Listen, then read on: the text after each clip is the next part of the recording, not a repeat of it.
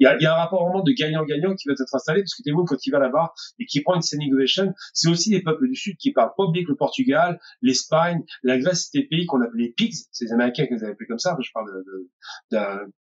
d'une agence de notation américaine qui les appelait pigs. Je traduis les porcs, hein. Donc les pays pauvres. Ils les appelaient les porcs. C'est pour dire un peu le niveau.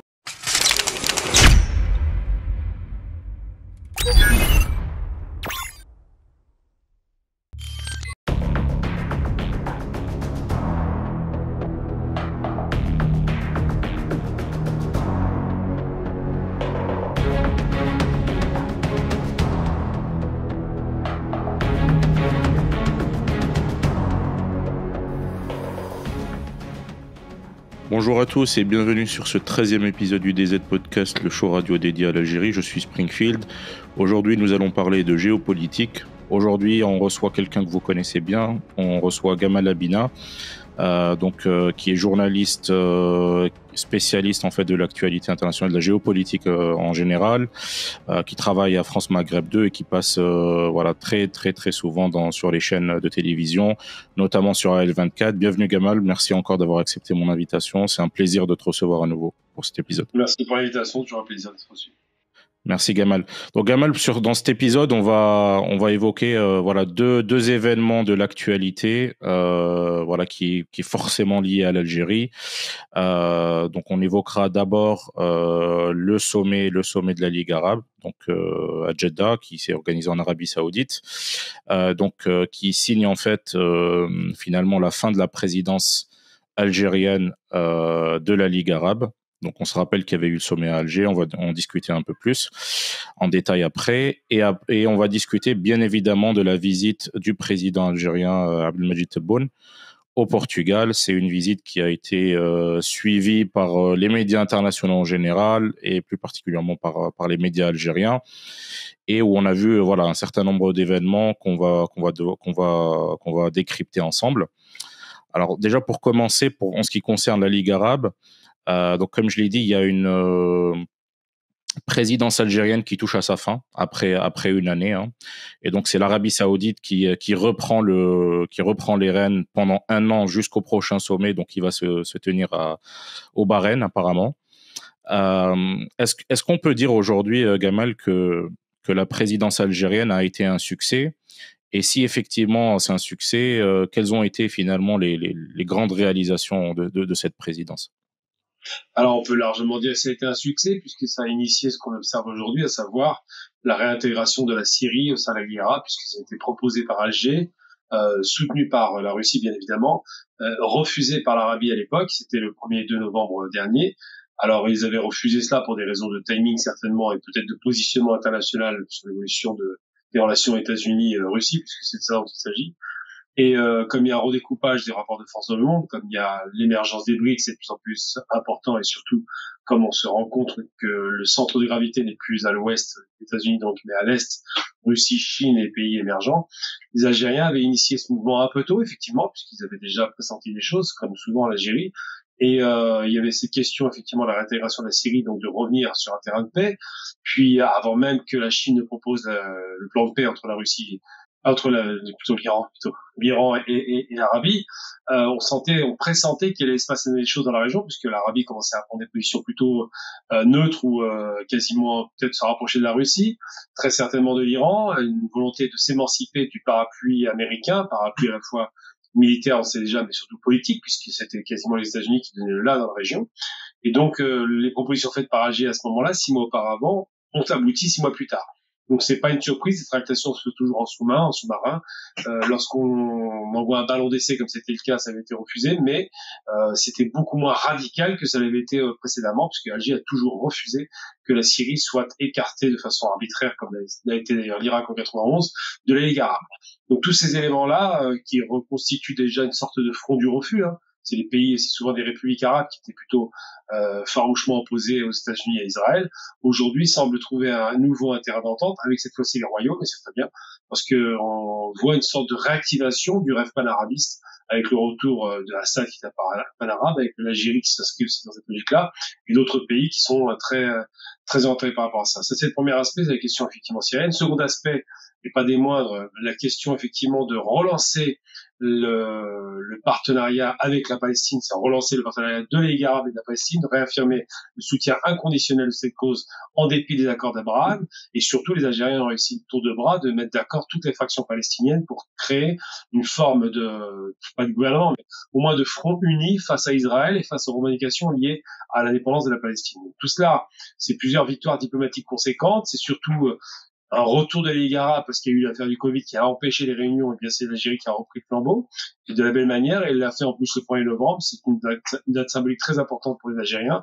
Donc 6 mois plus tard, les tentatives de pousser le retour à une Ligue arabe normale avec tous ses membres à l'intérieur ont porté leurs fruits, on s'en rend bien compte, donc ça s'est pas fait du jour au lendemain, il a fallu du temps pour réfléchir, les discussions, le travail diplomatique algérien qu'on connaît traditionnellement. Conséquence de quoi, eh bien, la Syrie est de retour dans la Ligue arabe, et plus encore, la Ligue arabe redevient un élément important dans la géopolitique mondiale, et avec les changements géopolitiques, effectivement, le fait que l'Arabie commence à se repositionner et se rapprocher de la Russie et de la Chine intéresse forcément les Algériens.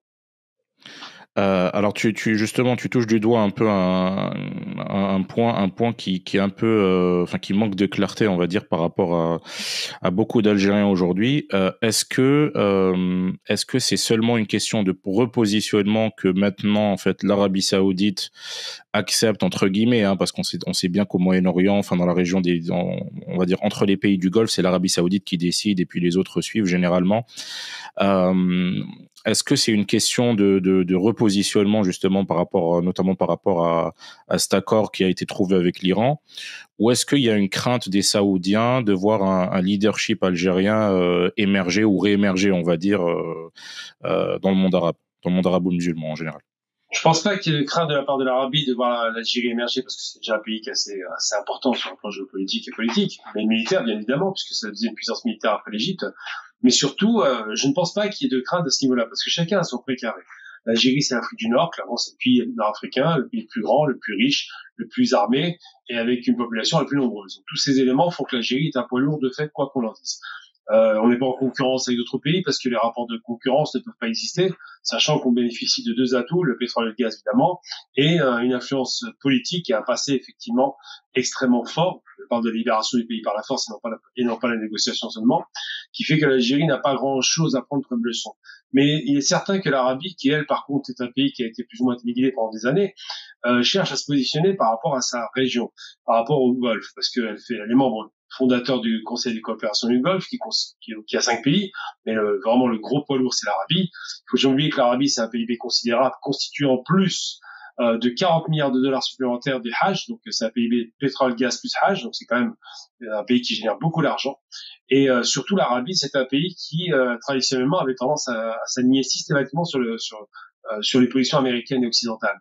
Aujourd'hui, avec la crainte, parce qu'il y a une détestation réelle entre Biden et MBS, avec la crainte d'un coup d'État, c'est ce qui faisait peur à MBS. Il avait peur de finir comme un de ses aïeux, puisque à l'époque, le roi Faisal avait été assassiné par son neveu, service commandé, hein, c'est pas le neveu qui arrive tout seul. Cette peur-là s'est installée dans son esprit. Il s'est dit, à choisir des partenaires, autant que je prenne pas trop de risques. Il semblerait qu'il y ait eu des manœuvres effectivement contre lui, qu'il ait été protégé par d'autres pays extérieurs. Je n'entre pas dans le détail. C'est ce qui est dit, on n'a pas les preuves, ça sortira plus tard. Mais une chose est certaine, c'est que c'est un homme qui était plus ou moins traumatisé par les différentes fins calamiteuses qu'ont connues Saddam Hussein, Kadhafi et d'autres chefs d'État. Donc tout ça l'a un petit peu motivé pour prendre des distances avec l'Amérique. Ensuite, il se rend bien compte que le rapport de force géopolitique a changé. Il se rend bien compte que le pétrole et le gaz sont redevenus centrales, même si on n'en parlait pas beaucoup, parce que le surenchérissement du prix du pétrole et du gaz a fait qu'il en profite à plein. Il a des ambitions personnelles pour son pays, veut moderniser le pays, veut sortir de cette espèce de léthargie qui a toujours été un peu l'image de l'Arabie, à savoir un pays très conservateur et peu porté vers l'avenir et le futur. Et surtout, il sait que si l'Arabie intègre, il a fait une demande des BRICS, ça va accélérer, puisqu'il est sur la route, les fameuses routes, la nouvelle route de la soie chinoise, les fameuses routes voulues par Xi Jinping. Il sait qu'il va en profiter aussi à plein régime. Il veut que son pays soit une grande puissance. Il a décidé, ça a été dit récemment par sa propre personne, que les zones de guerre qui a initié, hein, le Yémen, c'est lui qui a voulu cette guerre. Et bien que ça passe qu'on sorte de cette logique de guerrière, qu'on sorte de la tension avec la Syrie qui est alimentée aussi par l'Arabie au niveau de la guerre, et qu'on fasse en sorte que l'Arabie heureuse, comme on l'appelait dans le sud de l'Arabie, donc le Yémen, mais l'Arabie au sens large du terme, est élargie, Conseil de coopération du Golfe et les pays limitrophes redeviennent une zone de prospérité qui bénéficie d'investissements considérables de pays qui sont beaucoup moins guerriers que les États-Unis, à savoir la Chine et surtout la Russie. C'est ce qui fait que son positionnement dans la région va s'affirmer, il le veut, et il n'est pas en concurrence avec l'Algérie, qui est plutôt c'est le précaré algérien, c'est l'Afrique du Nord. Donc s'il doit y avoir un concurrent en Afrique du Nord, ce serait plutôt l'Égypte. Je pense que l'Arabie ne se positionne pas par rapport à un concurrent algérien, il se positionne par rapport à un concurrent du Golfe. Et là où il a réussi un beau coup, et c'est les Chinois qu'on ne prenait pas au sérieux, je rappelle que la Chine a proposé un plan de paix entre la Russie et l'Ukraine. Hein. Les Américains ont pris ça de très haut, ils les ont méprisés, comme bien entendu, comme toujours avec l'Amérique, et ils ont fini par obtenir un plan de paix inespéré entre l'Arabie et l'Iran, donc les deux grands empires perses et arabes, mais pas seulement, la fracture chiite-sunnite, tous ces éléments qui étaient impossibles de contourner pendant 45 ans, aujourd'hui sont arrivés à un terrain d'entente, c'était inespéré. Et ça démontre que l'Arabie est devenue enfin un pays pragmatique qui effectivement a compris qu'avec sa puissance considérable financière, elle pouvait se choisir des partenaires sérieux.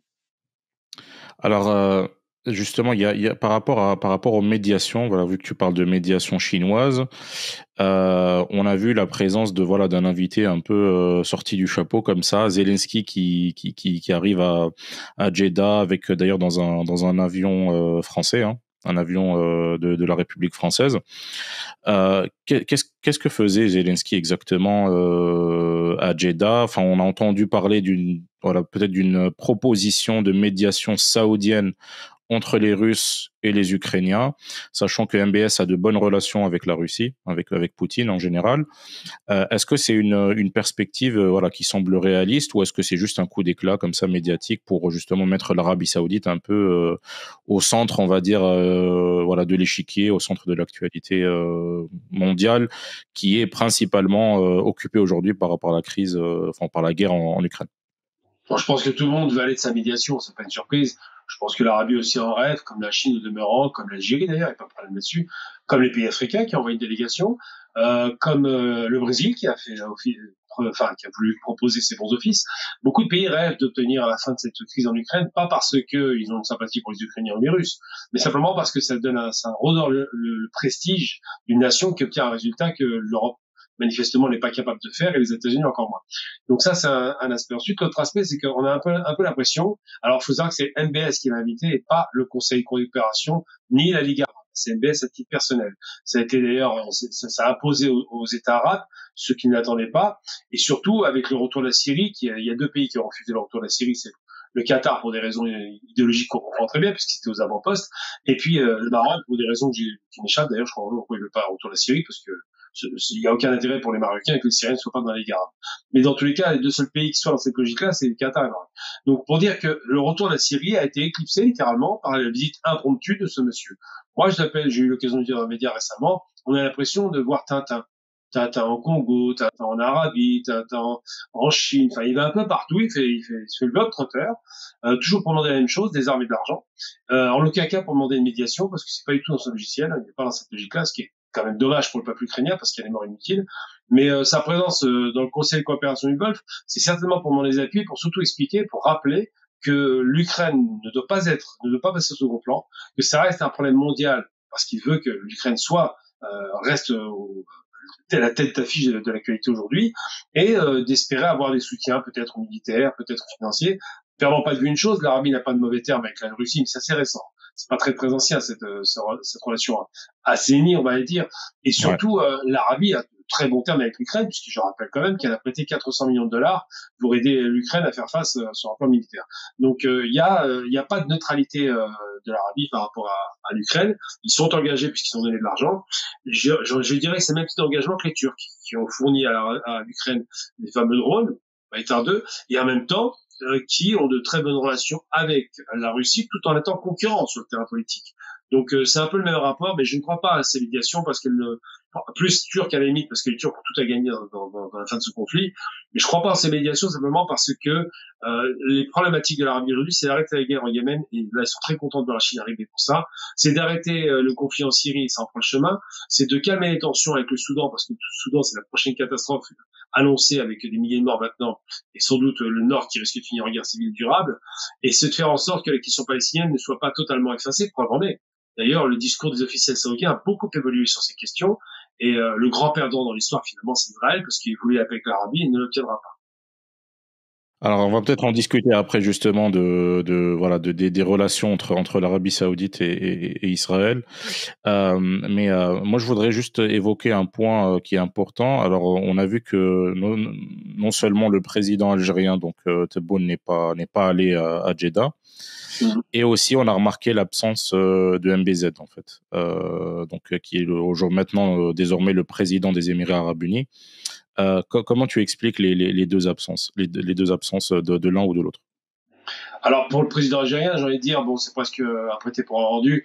MBS, MBZ, il y a cinq grands chefs d'État du monde arabe. Il y a 22 pays arabes qui font partie des Ligues arabes, ont refusé le voyage à Alger le premier et deux. Donc ils ont envoyé soit un premier ministre, soit un représentant des affaires étrangères. Donc ça a démontré quand même une certaine un manque de courtoisie, peut-être un désaccord peut-être sur les questions, sur plusieurs questions qui les met en tension. Mais concernant MBZ, on sait ou on ne sait pas, enfin les gens ne savent pas forcément, c'est qu'il y a un rapport de concurrence entre les Émirats Arabes Unis et MBS. On disait bien les petits noms en trois lettres. Ça rappelle, ça fait toujours rigoler parce que chaque fois qu'on a des noms en trois lettres, en général, c'est pas des titres très fréquentables. Il y avait, je sais pas, BHL, on avait DSK. Vous avez plein de noms comme ça de personnes qui se mettent en trois lettres pour se donner un petit côté sympatoche, mais en réalité, c'est plutôt des gens qui sont un petit peu sulfureux.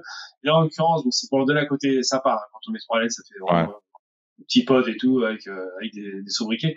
Mais quoi qu'il en soit, non, ils étaient en concurrence et je sais que les Émirats Arabes Unis sur la question yéménite au départ ont rêvé de pouvoir jouer un rôle prépondérant, mais ont fini par lâcher complètement ce dossier parce que d'abord parce qu'il y a eu des attaques, il faut commencer par là, et surtout parce qu'ils se rendent compte qu'il n'y a rien à gagner au Yémen. Hein, et que c'est une question finalement saoudo-saoudienne au Yémen, puisque c'est les Saoudiens qui ont été vent debout quand les Houthis ont commencé à prendre le pouvoir à Sarana et dans tout le reste du pays. Donc c'est ça la question qui se pose, c'est une question chiite-sunnite encore une fois. Je pense que les Émirats Arabes Unis sont beaucoup moins tendus sur la question chiite-sunnite, ça les intéresse pas tellement. Ils préfèrent les affaires en réalité. Et cette concurrence des deux chefs d'État est réelle sur le terrain. Alors après, qu'ils ne viennent pas en Arabie, ça ne me surprend pas. On est vraiment sur des gens qui ont des égos très très importants, très marqués, tout comme Monsieur Tebboune ne va pas en Arabie, sans doute parce que il n'a pas apprécié que son invitation ait été déclinée. C'est plus des relations d'hommes, là, on n'est pas du tout dans les rapports géopolitiques, ça n'empêche pas que les relations soient bonnes, hein. Ça n'empêche pas que les intérêts peuvent être convergents, mais il y a quand même, on a des hommes en face de nous, hein. C'est des hommes qui réagissent avec leurs émotions, avec leurs égos, avec une certaine fierté d'eux-mêmes. Donc il arrive que parfois les rendez-vous ne soient pas honorés pour des questions simplement personnelles et non pas politiques. Ouais. Alors justement, tu parlais du Qatar tout à l'heure. Il y a cette information qui vaut ce qu'elle vaut. Moi, je ne sais pas si elle est confirmée. Enfin, j'ai essayé de chercher un peu dans les médias pour voir si on avait éventuellement une vidéo, si on avait entre guillemets une preuve visuelle de ce fait-là. Il paraît que l'émir Tamim en fait il a quitté la salle. Il a quitté l'Assemblée lorsque, ou suite, juste après que Bachar el-Assad ait prononcé un discours, en fait, vu que toutes les délégations ont parlé, sauf une, hein, on en parlera tout à l'heure, sauf le Qatar et le Maroc. Il paraît que avant de prononcer son discours, l'émir du Qatar a quitté la salle. Qu'est-ce qui peut expliquer cet énervement, sachant qu'effectivement, je pense que Bachar el-Assad, il a fait des allusions, il a parlé d'influence ottomane, etc. Son discours était très très poignant en arabe. Mais qu'est-ce qui peut expliquer on va dire les tensions, que les tensions en fait soient encore présentes alors que la guerre en Syrie, entre guillemets, c'est terminé, mais entre guillemets, même s'il y a encore des foyers de tensions, des combats, etc. Qu'est-ce qui peut expliquer aujourd'hui que les tensions sont encore présentes, même au niveau étatique, hein, au niveau des présidents finalement? Je vais faire un truc assez schématique, mais bon, ça va être rapide. En substance, on a quoi? On a des pays qui ont une influence frère musulman. Évidemment, la Turquie, ça va de soi. Le Qatar, ça va de soi. Ouais. Et l'Égypte, quand il y avait encore Morsi au pouvoir. Donc ça, c'est en gros les trois pays les plus importants de la région qui voulaient absolument en finir avec Assad. Alors, on va pas faire de Assad un ange, moi, s'en fout. C'est quand même un homme qui aurait pu éviter ce bain de sang, parce que dès le départ, au lieu de laisser sa population manifester, qui ne voulait pas son départ, faut jamais perdre de vue, j'ai un copain qui était sur place, personne ne voulait le départ d'Assad. Ils ont demandé un peu plus de liberté. il a trouvé que c'était une bonne idée de mettre enfin lui, c'est une mukhabarat pour être très précis, parce que lui, il n'aime pas forcément les ordres.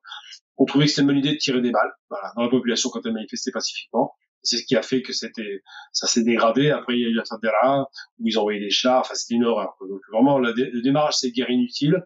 Je rappelle que le système Assad père, hein, je parle pas de Bachar al-Assad, mais de son père, Hafez al-Assad, c'est quand même un homme qui a bombardé sa population en 82 et 20 000 morts dans le sud de la Syrie.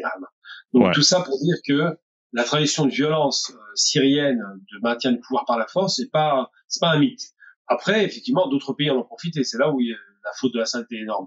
Il aurait pu éviter cela s'il n'y avait pas eu de tension, parce que pour faire une guerre civile, il faut créer des factions antagonistes avec de vraies raisons en vouloir à la direction politique. Il a créé ces raisons de lui en vouloir, et les autres ont alimenté la machine de guerre dans le but de faire tomber. Tout le monde était persuadé en 2011 qu'il tomberait au bout de 6 mois.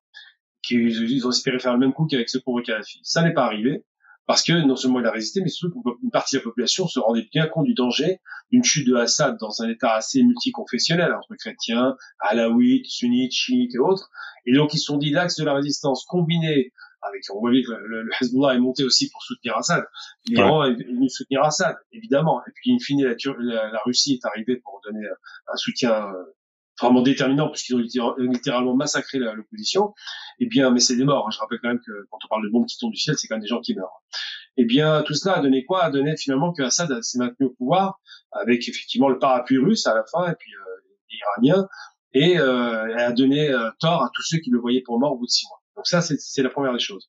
Deuxième chose, donc ces pays qui sont frères musulmans, donc je faisais référence à ces 3 pays, tous les 3 ont parié lourd dessus. Ils ont alimenté la guerre, ils ont payé des combattants, ils ont transféré des hommes, et finalement n'ont pas obtenu ce qu'ils voulaient. Donc la détestation s'est augmentée. Pire encore, non seulement ils n'ont pas obtenu ce qu'ils voulaient, mais il y a eu une tentative d'assassinat de M. Erdogan en 2016, le 15 juillet. Donc lui déjà, il a eu mauvaise parce qu'il a senti que l'Occident lui faisait à l'envers, alors qu'il a quand même largement favorisé les combattants venant d'Occident en direction de la Syrie pour déstabiliser le pays.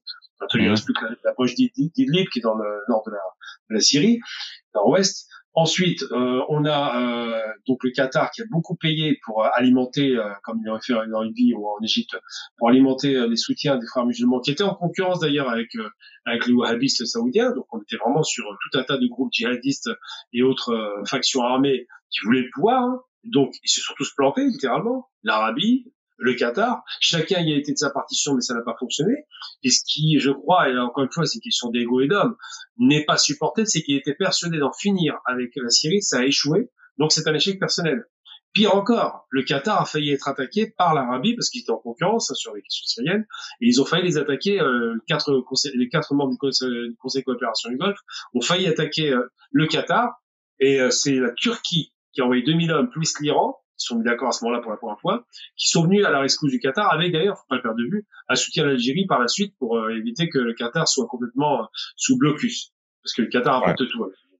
Donc c'est dire à quel point il y avait des antagonismes violents d'ordre idéologique, d'ordre de prestige de la personne. C'est beaucoup de gens qui ont des égos surdimensionnés.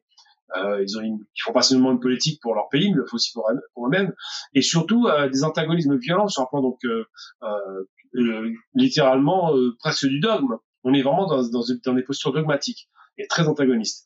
Donc tout cela fait que certains pays ont très mal vécu l'échec du renforcement d'Al-Assad qui n'a pas abouti et ont du mal à accepter l'idée qu'ils reviennent comme si de rien n'était après quand même 500 000 morts. Je rappelle qu'il y a 2,5% de la population syrienne qui ont été sacrifiés dans cette guerre inutile, qu'il y a presque 5 millions de Syriens qui ont pris quasiment la fuite du pays, qui sont maintenant réfugiés 3 800 000 en Turquie, 1 million en Allemagne, 1 million au Liban, c'est vous dire un peu le poids que ça représente. Qu'on a un Liban qui est en train de couler aussi, faut pas l'oublier, hein, sur le plan économique, il y a le pays quasiment à la dérive, hein, il ne tient que parce qu'il y a une diaspora qui alimente en dollars. Et surtout, on a des antagonismes violents entre l'Arabie et le Qatar qui voulaient briller chacun de son côté. Chacun veut devenir le calife, hein, littéralement, et qui se sont rendus compte que le petit Assad, dont on croyait que sa république baassiste n'allait pas durer, a fini par résister. Donc tout ça a créé de vraies tensions, et c'est vrai que le retour forcé, parce que c'est un retour forcé de la Syrie, accepté par l'Arabie du bout des lèvres, mais ils ont fini par accepter parce que les Russes leur ont demandé de son retour, et ils ont fini par se mettre d'accord, mais pas accepté du tout par le Qatar et le Maroc pour d'autres raisons que j'ignore là vraiment. Pour moi, le Maroc, c'est un mystère. Je comprends pas pourquoi ils veulent pas le retour du Qatar, parce qu'ils n'ont rien à gagner là-dedans. Mais bon, quoi qu'il en soit, ce retour a été il est triomphal pour Assad, faut être très clair, était un échec cuisant pour le Qatar. C'est la raison pour laquelle d'ailleurs il est mal accueilli. Mais par contre, je vous le dis, dans 6 mois, ces questions-là n'existeront plus. Ils seront capables de se faire la bise à nouveau. Ils n'auront plus aucun problème. Les morts ont été inutiles. Et les chefs d'État ils finissent toujours par se mettre d'accord sur les questions, simplement, non pas dogmatiques, mais simplement de pragmatisme aujourd'hui. Parce qu'ils se rendent bien compte que le monde change vite et que s'ils ne prennent pas le train du changement rapidement, ils vont finir eux aussi par être effacés par l'histoire. Est-ce qu'on peut dire justement que on va dire la Syrie, c'est un peu le cercueil, le tombeau du terrorisme, on va dire ce qu'on appelle le terrorisme islamiste, hein, même si j'aime pas trop ce terme, parce que effectivement, la Syrie, c'était quand même aussi le foyer pour Daesh, voilà, pour tous ces groupes, pour Al-Nosra, etc. On se rappelle d'ailleurs d'un ministre, hein, qui avait dit Al-Nosra fait du bon boulot. Je pense que les auditeurs, ils savent de qui je parle. Ouais. Est-ce que finalement aujourd'hui, parce qu'on voit quand même une évolution, hein, par rapport à ce phénomène-là, depuis justement la guerre en Syrie, est-ce que justement la victoire, on va dire politique, hein, d'Assad, elle signe voilà, elle signe un terme à cette barbarie, à ces crimes, etc.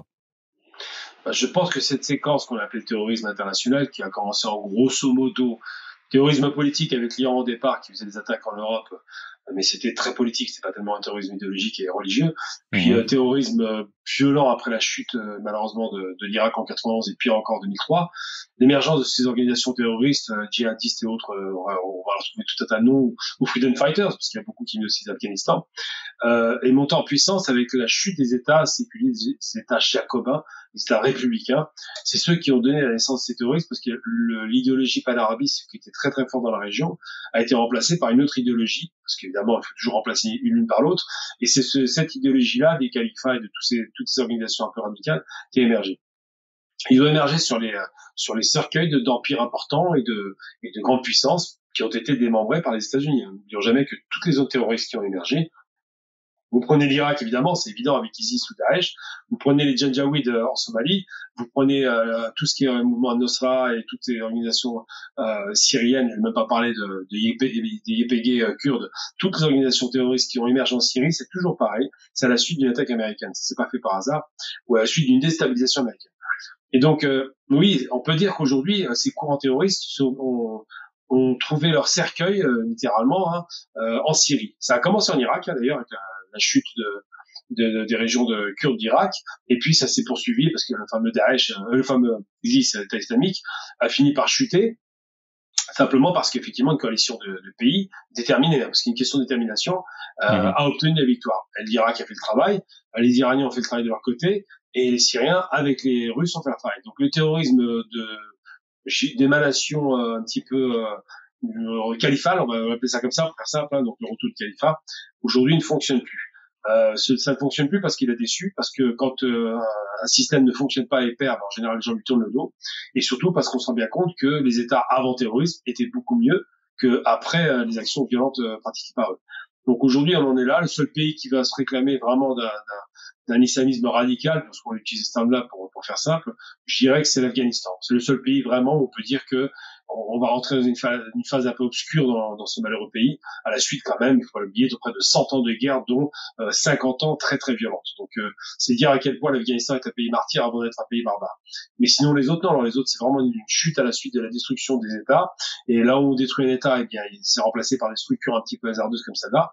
Aujourd'hui, la Syrie, en écrasant les dernières poches de djihadisme qui ont été lancés là-bas, finit par rétablir l'autorité de l'État et surtout par faire reculer ces idées-là, à telle enseigne d'ailleurs que même l'Arabie finalement aujourd'hui tourne le dos au wahhabisme. Ça on peut oublier, mais un des principaux financeurs des organisations un peu radicales, c'était l'Arabie. Mais aujourd'hui c'est plus le cas, ils ont décidé de mettre un holà là-dessus.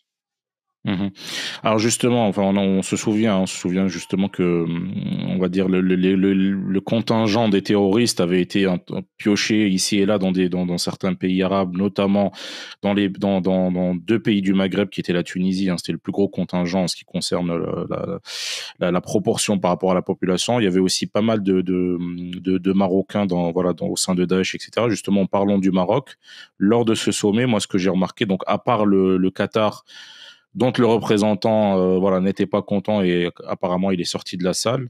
Je n'ai pas vu en fait, parce que j'ai suivi l'ensemble du sommet, qui était d'ailleurs beaucoup plus court que celui d'Alger. Hein. Ça a duré quelques heures seulement, notamment pour ce qui concerne la journée pour les chefs d'État. Mais la délégation marocaine ne s'est pas du tout exprimée. Elle n'a pas prononcé de discours comme les autres pays, Comment t'expliques ça toi aujourd'hui, alors que justement le roi Mohamed VI n'a pas assisté à ce sommet non plus, il a été remplacé par son frère Rachid. Comment tu expliques ce mutisme de la délégation marocaine? Bon, déjà, ce qui est inquiétant, c'est qu'il soit remplacé par son frère. C'est pas lui qui aurait dû le représenter, mais son Mhm. ministre des Affaires étrangères, au mieux le Premier ministre. Je suis un peu étonné de ça. Puis surtout, bon, le pays va pas bien depuis la crise du Covid, parce qu'il y a le tourisme a chuté, parce que le pays a trouvé un endettement assez important, parce que malheureusement, il est surendetté aujourd'hui, parce que malheureusement, alors qu'on le regrettait pour toute l'Afrique du Nord, parce qu'il y a une sécheresse très très dure qui frappe les paysans, les fédères marocains, algériens et tunisiens, bon, le Maroc étant le moins argenté, et surtout parce que le roi est très malade. Donc, le roi, ça fait quelques années qu'on sait que sa santé est un peu précaire. Les dernières images de lui très amaigri donnent le sentiment qu'effectivement sa maladie est très très dure et violente, que son fils, qui n'a que 20 ans, n'est pas prêt à exercer pour l'instant le pouvoir réel, et que il a tout un tas d'un entourage de personnes qui seraient peut-être intéressées à la place du fils pour prendre les commandes. Donc ça, c'est une chose. Deuxième chose, que le Maroc ne parle pas, je pense qu'il a d'autres soucis à se faire aujourd'hui par rapport à des questions économiques, par rapport à des questions très périphériques pour lui, à la question de ce qui se passe en Syrie. Je pense que c'est très périphérique et que les paris qu'ont fait les Marocains de la paix avec Israël n'étaient pas forcément aussi rentables qu'ils espéraient. Donc c'est pas forcément le meilleur pari, je pense. Et en même temps, quand on fait la paix avec Israël, ça rapporte pas grand-chose, et si c'était juste une inimitié avec d'autres pays. Mais c'est vrai que je pense que la question qui se pose aujourd'hui, c'est est-ce que le Maroc est représenté par le roi du Maroc, ou est-ce que effectivement le pouvoir effectif n'est pas passé autre part. Donc c'est difficile à dire. Difficile à expliquer quelles perspectives ils ont, quelles sont leurs orientations, qu'est-ce qu'ils veulent faire. C'est pas très très clair. Alors ils travaillent évidemment, c'est un peuple travailleur, mais sur le plan de la macroéconomie, de la grande économie donc, et pas la microéconomie, les comptes ne sont pas bons, l'État ne va pas bien, l'économie est ralentie, elle a fait une croissance très faible, la plus faible l'année dernière d'Afrique. Elle a fait 0,9% de croissance, qui est vraiment extrêmement faible, en dessous de la Somalie ou du Soudan, des pays qui sont en guerre quand même. Que les investissements directs étrangers ont largement ralenti, parce que le pays coûte cher en matière énergétique maintenant, parce qu'ils apportent toute leur énergie. Depuis que l'Algérie a coupé le gaz, il faut payer plus fort. Hein. Il n'y a pas les tarifs préférentiels qu'ils ont connus en 94. Et donc, ça leur coûte quelques points de croissance et surtout quelques crédibilités en termes de plateforme industrielle. Après, de l'autre côté, il faut espérer, parce qu'il y a un peuple quand même derrière, que ces difficultés sera que provisoire, hein, parce qu'il faut quand même penser que les Marocains méritent quand même mieux que de galérer à revenir en arrière, et il faut quand même qu'il y ait une avancée. Mais c'est vrai que sur le plan politique, on a un peu de mal à voir le positionnement marocain au Moyen-Orient. Je pense qu'il n'y a pas beaucoup d'intérêt à se positionner contre la Syrie, ça me paraît très étonnant. Et en même temps, si c'est pas le roi qui y va, c'est pas certainement pas parce qu'il est dans une rupture avec l'Arabie, il s'entend très bien avec l'Arabie. S'il n'y va pas, c'est simplement pour des questions simplement de santé. Je pense qu'il va pas bien. On espère qu'il ira mieux, évidemment, parce que tout le monde ne peut pas espérer autre chose pour un homme qu'il aille mieux. Mais c'est vrai que la maladie du roi donne l'impression qu'il est aussi malade que le pays économiquement. Donc c'est des questions qu'on peut se poser. Après, je dis pas dans le mar du café, je vais pas dire ce qui va se passer, mais c'est un peu l'impression qu'on a. Mais je rassure tout le monde, il n'est pas en rupture du tout avec l'Arabie, il s'entend très très bien, mais là, en l'occurrence, il n'a pas pu lire simplement pour les raisons qui n'ont rien de politique. Alors très clair. Justement, on a dit que le président Tebboune, il pouvait pas, donc il a décidé de ne pas aller au sommet de Jeddah par réciprocité. Par contre, il y a un voyage qu'il a pas raté, c'est celui au Portugal du coup. Alors c'était un voyage qu'on avait annoncé, mais ça fait assez longtemps. Et puis il a été annoncé comme ça tout d'un coup. Alors on sait que le voyage en France, qui était censé avoir lieu en mai, et le voyage en Russie, qui devait aussi avoir lieu en mai, apparemment les deux sont annulés, voilà, pour des raisons, des considérations d'organisation, et puis sur le d'après un accord bilatéral. Enfin, les deux parties se sont accordées à ce que les voyages n'aient pas lieu, qu'ils soient reportés à plus tard, pour des conditions qui sont purement politiques, liées au contexte, je pense, de l'Ukraine pour la Russie, et puis le contexte d'après la raison officielle, le contexte social en France. Mais le déplacement au Portugal, lui, n'a pas été reporté. Alors, qu'est-ce que tu penses, toi, Gamal, de ce déplacement au Portugal? Est-ce que c'est quelque chose qui est comparable à ce qu'on avait vu en Italie, le déplacement en Italie, surtout lorsqu'on voit justement l'accueil qui a été réservé au président Tebboune, ou est-ce que c'est plutôt un voyage d'amitié, un peu pour relancer les relations bilatérales entre ces deux pays, sachant que c'est pas souvent qu'un président algérien va au Portugal? Ce que fait M. Tebboune actuellement, c'est intéressant, beaucoup de critiques. Hein. Moi, je critique les gens qui agissent et qui ont des résultats, mais pas, je ne dis pas par anticipation. Tant qu'il n'a pas pu agir, il a eu 2 ans quand même d'immobilisme à cause du Covid. Il ne peut pas faire grand-chose. En ce moment, il a l'air de beaucoup bouger, il fait des choses intéressantes. Il y a une vraie dynamique économique qui a relancé en Algérie. Alors, ça ne veut pas dire que c'est une réussite encore, mais ça en prend le chemin. Et il a décidé de parier sur le sud de la Méditerranée. Il n'exclut pas le pays du Nord, hein, puisqu'il a de très bonnes relations avec l'Allemagne. Mais c'est vrai que ce qu'il a fait, bon, l'Italie avait besoin d'Algérie. Donc, quel que soit le gouvernement en place, en l'occurrence l'extrême droite, ça n'a pas empêché Meloni de faire la bise. Donc, c'est dire à quel point le pragmatisme politique l'emporte sur des considérations idéologiques. Donc, l'Italie est largement, elle a obtenu ce qu'elle espérait, beaucoup de gaz, comme ça, c'est à l'abri pour l'hiver prochain. Et elle anticipe le fait que la guerre pourrait durer après l'hiver, même si j'ai des doutes là-dessus, mais enfin, tout est possible. Ensuite, il va au Portugal, ce qui est logique, hein, encore une fois, c'est le sud de la Méditerranée. L'Espagne, la relation n'est pas bonne, mais elle s'améliore, quoi qu'on leur dise, parce que les échanges sont relancés. On le sait pas assez. Mais il parie beaucoup sur le sud de la Méditerranée. Alors, je me donne moins d'importance au Portugal qu'à l'Italie, parce que l'Italie, c'est la deuxième puissance industrielle d'Europe, et ils investissent en Algérie avec Fiat, avec les groupes Stellantis, donc on peut espérer des retours sur investissement, avec un vrai projet sur le long terme. Puis bon, là, traditionnellement, l'Italie a toujours été en bon terme avec l'Algérie, il n'y a jamais eu d'anicroche. Le Portugal, bon, on connaît pas trop le Portugal en Algérie, bon, ça travaille de loin, sans plus, mais c'est une très bonne chose dans la mesure où ça relance peut-être les échanges qui peuvent intéresser les deux partenaires. Alors, le gaz est toujours en sous-jacent. Ce qui est sûr, c'est que je pense que les raisons pour lesquelles il n'est pas venu en France, on les connaît, c'est des raisons qui n'ont rien à voir avec la politique algéro-française, c'est des raisons intrinsèques à la France, parce qu'il y a des turbulences. Il y a d'abord le roi d'Angleterre qui n'a pas pu venir, et puis M. Tebboune qui n'a pas pu venir, c'est pour des raisons simplement de politique intérieure. Sur les questions russes, il n'y a pas été, je pense que c'était trop tôt. Je pense qu'il ne pouvait pas y aller parce que si l'Algérie veut aussi essayer de jouer le médiateur en allant en Russie, ça donne l'impression qu'elle est sous la coupe de la Russie et du Kremlin, donc c'était pas bien vu. Puis en même temps, l'Algérie a toujours très bonne relation avec la Russie, c'est pas le problème. Et je pense que son intérêt serait peut-être, moi je pense qu'il devrait aller en Ukraine, c'est peut-être ça qui serait plus intéressant dans ce sens, et créer des liens. Donc la Russie, c'est un voyage qui juste non pas annulé, mais ajourné pour être reporté plus tard quand ça ira mieux, quand les conditions s'y prêteront. Et je pense que, sachant que les Russes sont favorables à l'entrée de l'Algérie dans les BRICS, tout comme les Chinois, il y a quand même un intérêt géopolitique avant toute chose et géoéconomique. Donc c'est ce qui fait qu'il y a beaucoup de choses qui bougent. Et ça ne veut pas dire que je suis sûr de ce que je dis là. Dans l'occurrence, dans les grandes lignes, l'intérêt de l'Algérie, c'est d'abord aujourd'hui l'économie et l'Algérie. Donc ils sont pas du tout dans une fracture politique, ça les intéresse absolument pas. Donc quand M. Tebboune va au Portugal, c'est pour créer du lien et surtout pour casser l'idée selon laquelle l'Algérie aurait des problèmes avec des pays européens.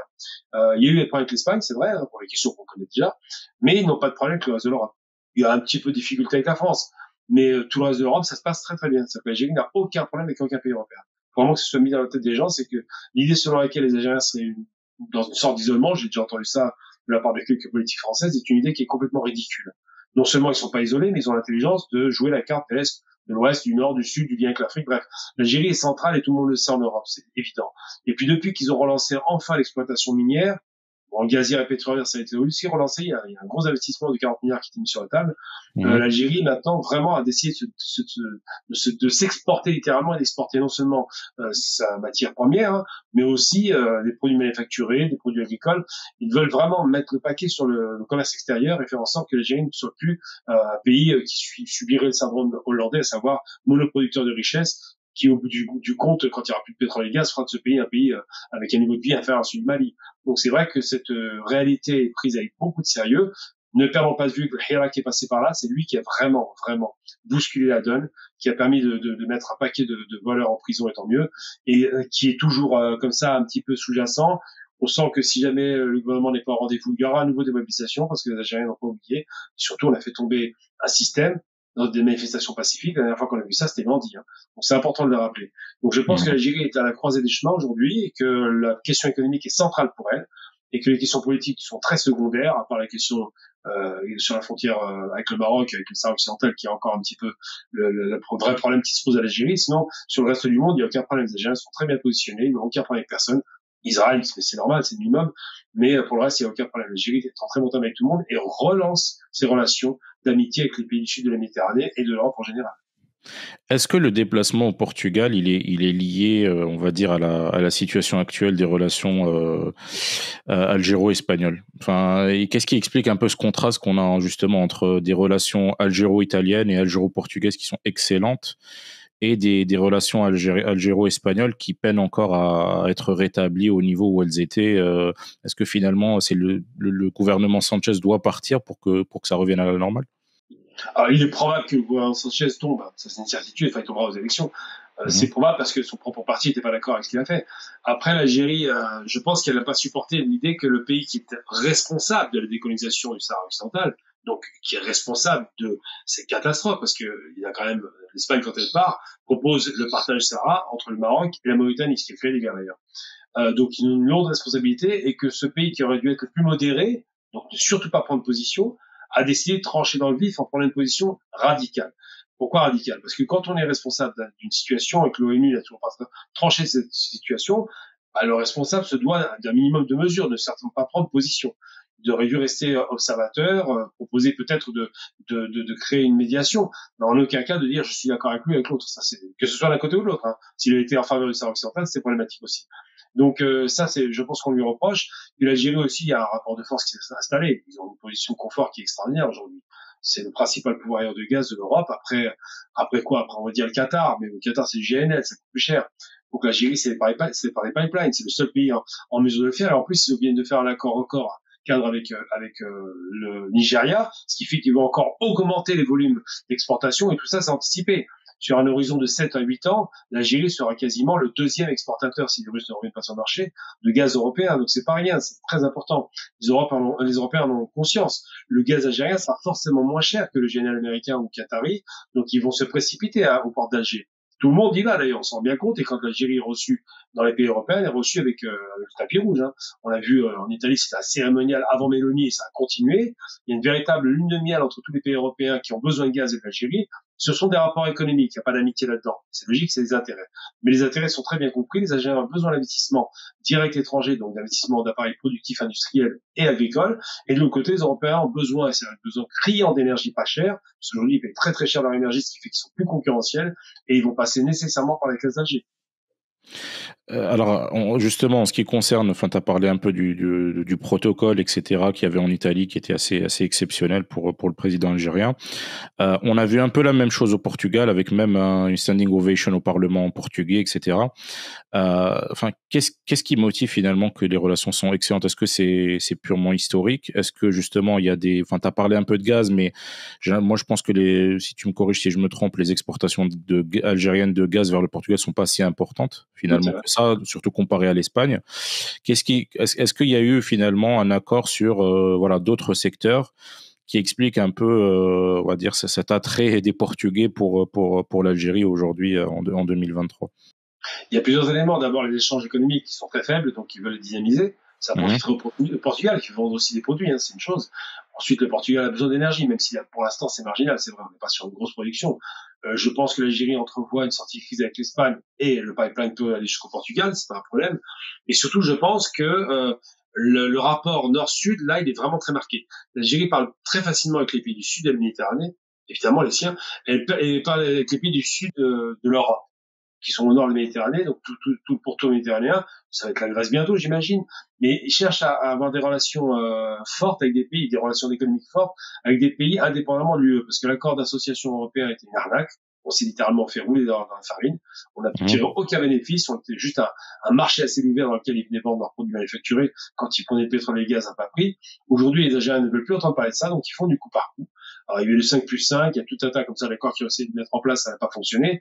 Et je pense qu'effectivement, ils vont mettre des accords bilatéraux avec des pays de façon individuelle, avec des relations installées d'État à État qui sont beaucoup plus saines, que les accords européens globaux, où il faut passer par le Parlement, se mettre d'accord sur telle ou telle chose. C'est beaucoup plus compliqué. Donc je pense que l'Algérie a parié sur des relations d'homme à homme ou d'homme à femme, pour obtenir des résultats rapides, parce qu'on voit bien avec l'Italie, une accélération sans précédent des échanges entre l'Algérie et l'Italie. Hein. Je dirais, il a fallu 6 mois pour que l'usine quasiment ouvre ses portes, quasiment en façon production. C'est pas rien, c'est quand même assez exceptionnel. C'est un groupe international, ça intéresse les Algériens. Et le Portugal, c'est pareil. C'est pas un grand pays industriel, mais ça reste un pays qui a quand même une certaine certaine modernité, on dira. Et surtout, les Algériens ont besoin de marcher. Ils ont besoin d'élargir la voilure. Ils ont besoin de sortir de débouchés. Ils ont besoin de marcher pour leurs produits manufacturés quand ils vont en faire ou quand ils en font actuellement. Et de l'autre côté, ils sont capables d'acheter des produits européens. Il y a un rapport vraiment de gagnant-gagnant qui va être installé parce que Tebboune, quand il va là-bas et qui prend une standing ovation, c'est aussi des peuples du Sud qui parlent pas oublier que le Portugal, l'Espagne, la Grèce, c'était des pays qu'on appelait les pigs. C'est les Américains qui les avaient appelés comme ça. Je parle d'une agence de notation américaine qui les appelait pigs. Je traduis les porcs, hein. Donc les pays pauvres. Ils les appelaient les porcs, c'est pour dire un peu le niveau.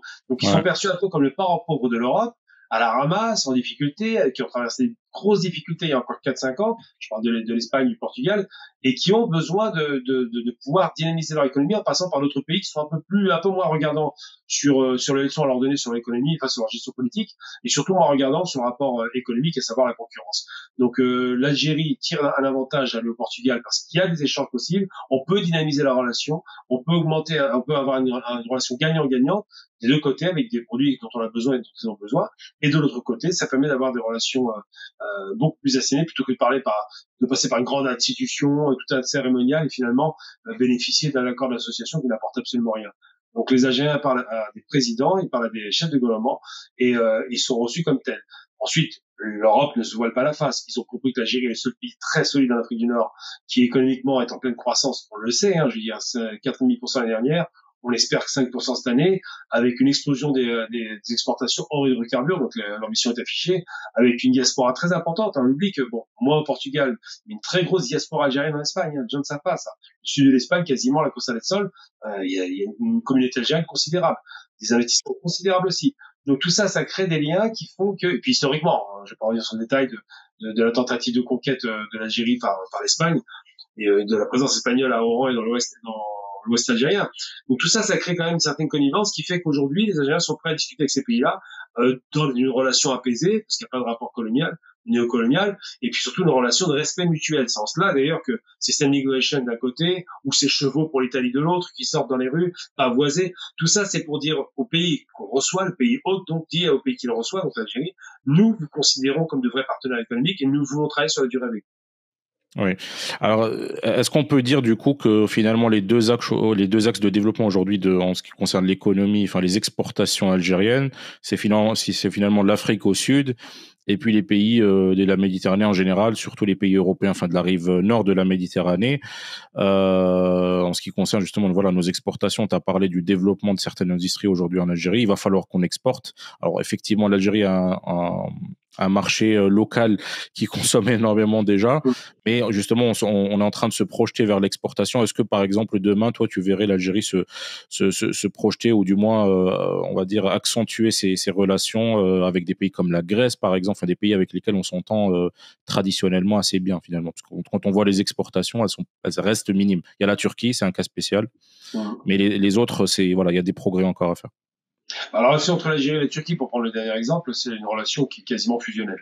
Les deux présidents s'entendent très très bien. Il est probable qu'Erdogan repasse demain, mais c'est vraiment une relation parce qu'il y a une tradition très longue avec la Turquie, l'Empire ottoman, puis encore récemment avec les restaurations des différentes mosquées, les investissements turcs en Algérie qui sont considérables. Les gens ne le savent pas, mais les plus grandes usines textiles en Algérie, c'est la Turquie qui l'a installée, Tayal, du côté de Rilizen. Donc c'est dire à quel point la Turquie et l'Algérie ont une relation extrêmement bonne sur tout point de vue, sur le plan culturel, idéologique, économique.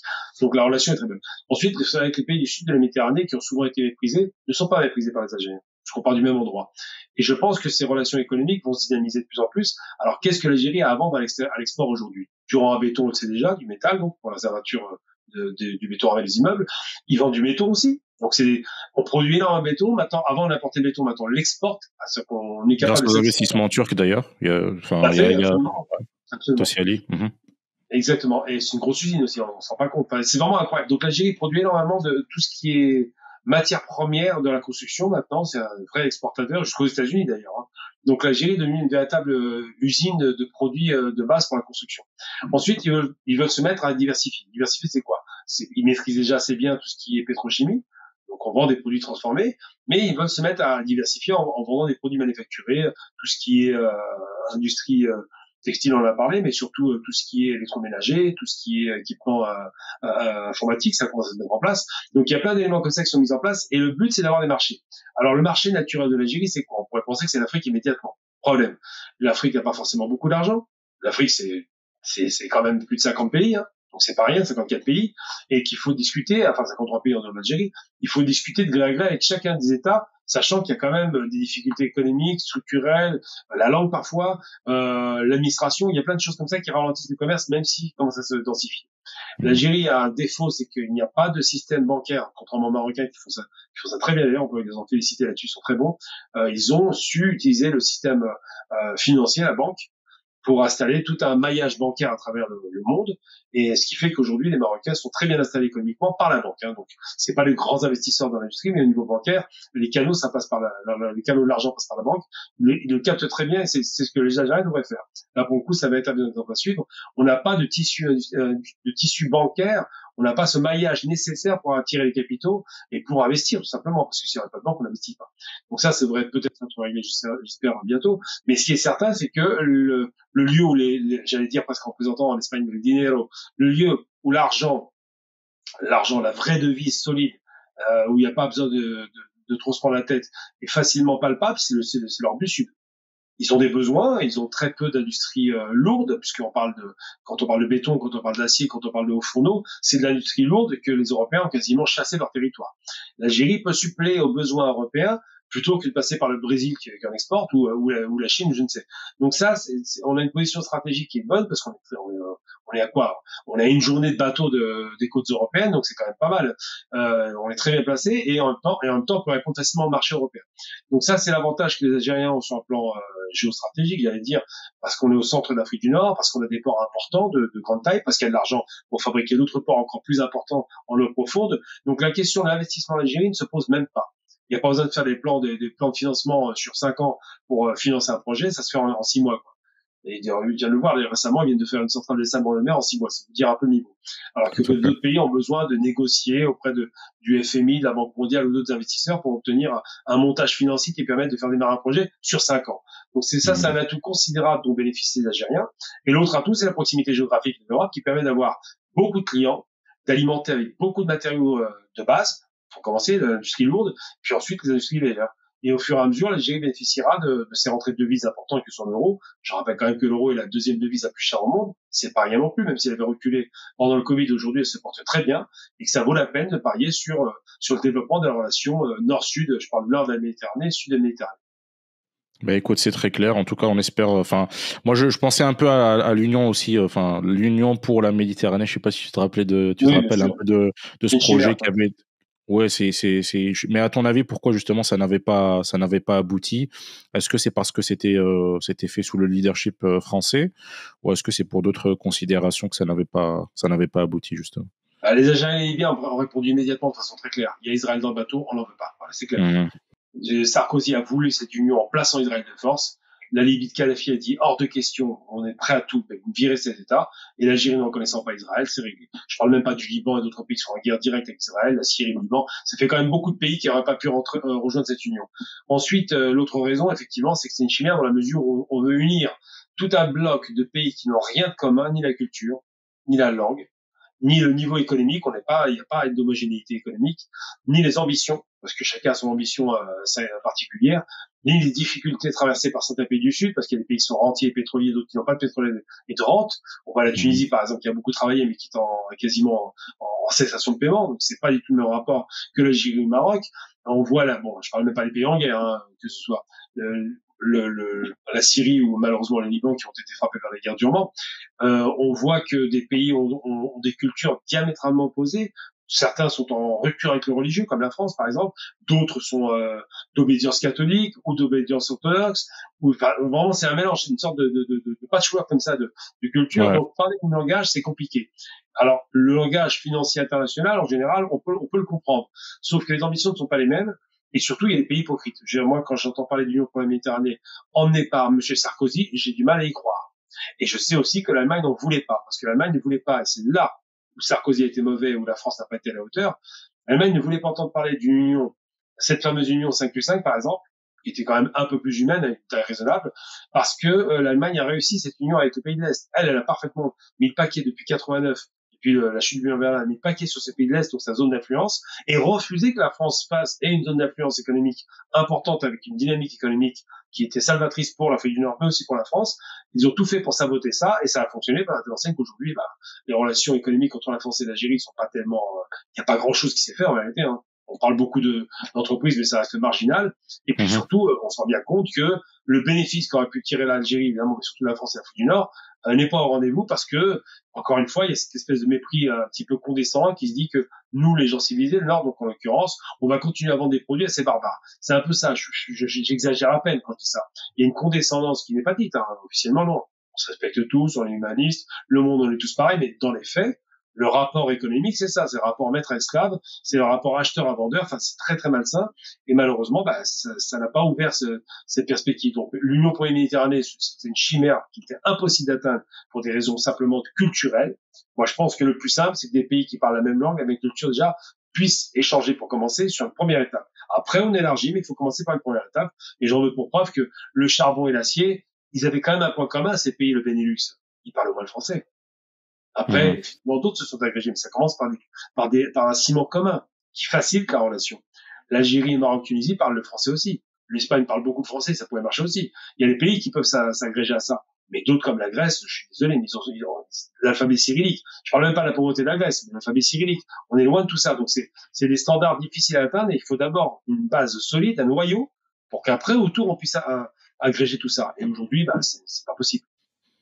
Très clair, Gamal. Écoute, je te remercie. Je pense qu'on a fait un peu le tour des deux sujets qu'on avait évoqués au début de l'épisode.